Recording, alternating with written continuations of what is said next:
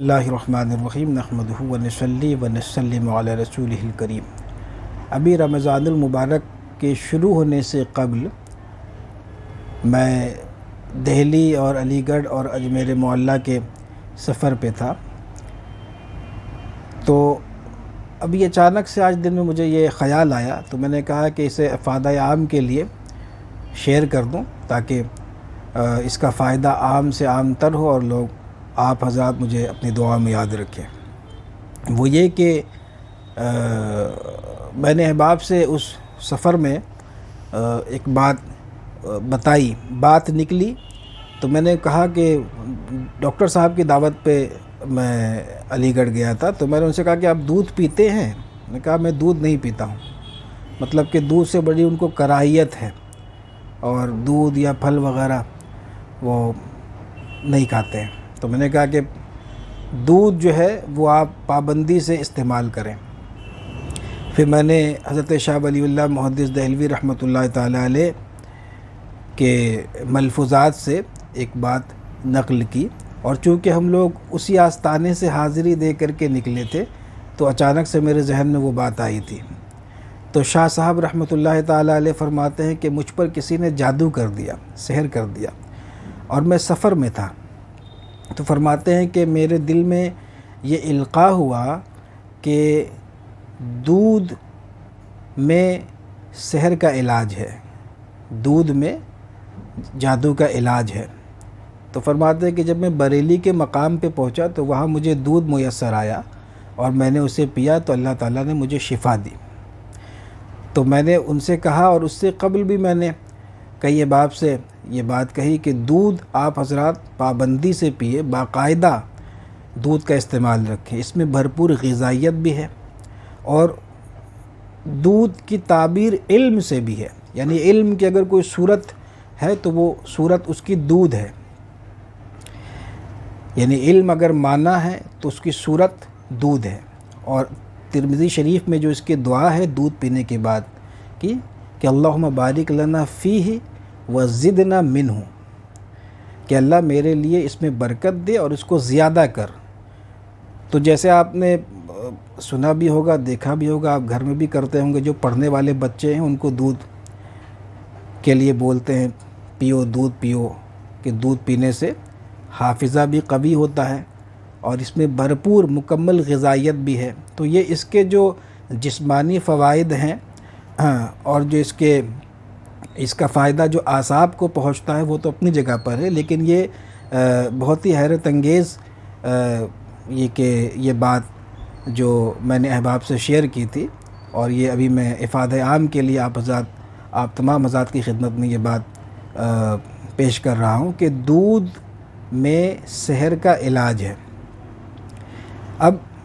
اس میں یہ ہے کہ بھئی اگر کسی کو بھی ایسا شبہ ہو کہ اس کے اوپر میں کوئی جادو ٹونے کا معاملہ ہو گیا ہے تو وہ تو خیر روحانی معالج سے اس کا معاملہ کرائے، پھر واقعتاً اگر اس کے اوپر کوئی سحر ہے تو اس کا جو علاج ہے وہ تو پراپر کیا جائے اور کرایا جائے۔ لیکن دودھ کا استعمال ویسے بھی رکھنا کہ اس سے یہ فائدہ ہوگا کہ اگر آپ کے ساتھ میں کوئی سحر کا معاملہ ایسا ہوگا کہ جو وہ سحر یا جادو ایسا سخت نہ ہو، بلکہ وہ ویسے ہی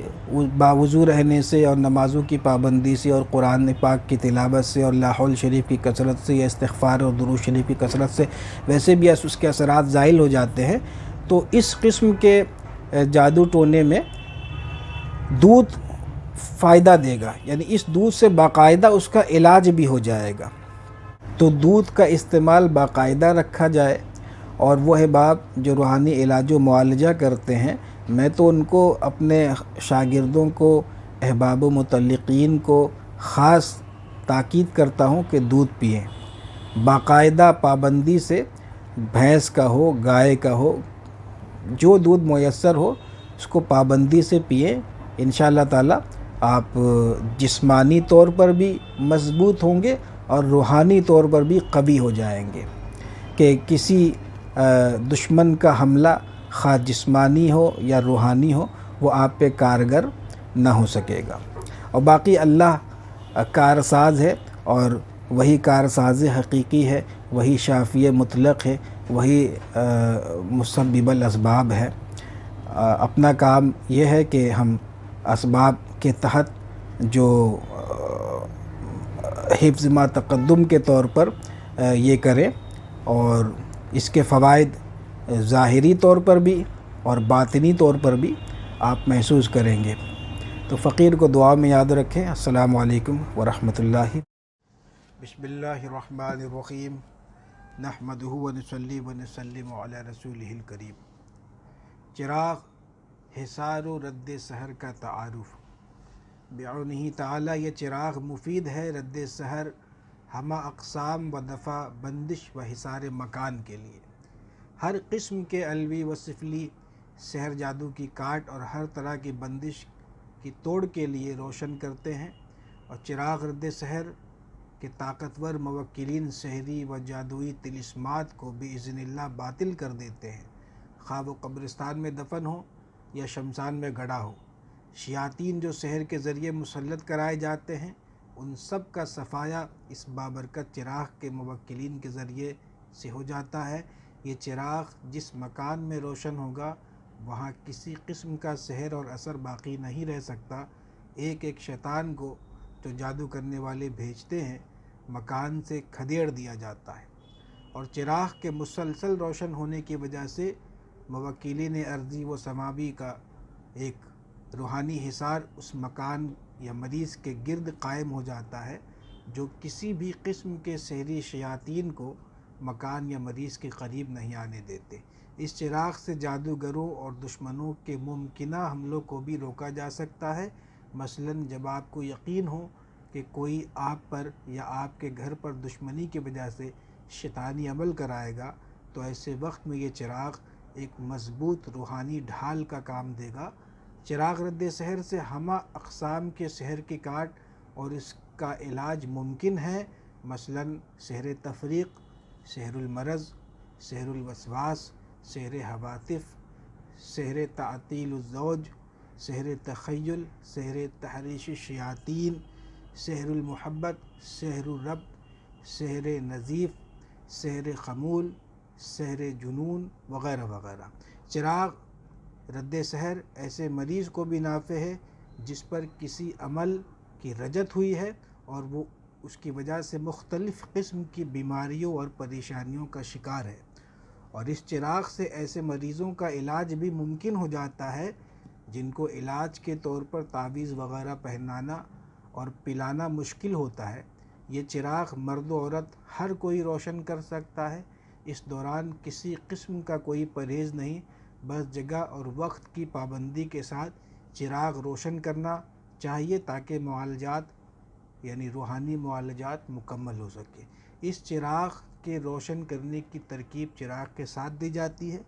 ہمارے یہاں یہ چراغ اوقات مخصوصہ میں نہایت اہتمام کے ساتھ تیار کیا جاتا ہے۔ اس چراغ کی سب سے بڑی خاصیت یہ ہے کہ سحر جادو کے علاج کے ساتھ ساتھ یہ چراغ حصار مکان و دکان و کارخانہ کا بھی کام دیتا ہے، گویا ایک شاندار آلہ حصار و حفاظت بھی ہے اور موجب خیر و برکت بھی ہے۔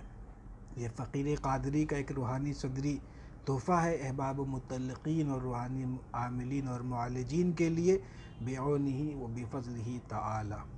اور انشاءاللہ تبارک و تعالی ہماری کوشش یہ بھی رہے گی کہ اس شرف آفتاب میں یہ چراغ جس قدر زیادہ تیار ہو سکے وہ بھی کر لیں گے، اور ویسے بھی یہ ہر ماہ یہ چراغ تیار ہوتا ہے انشاءاللہ تبارک و تعالی۔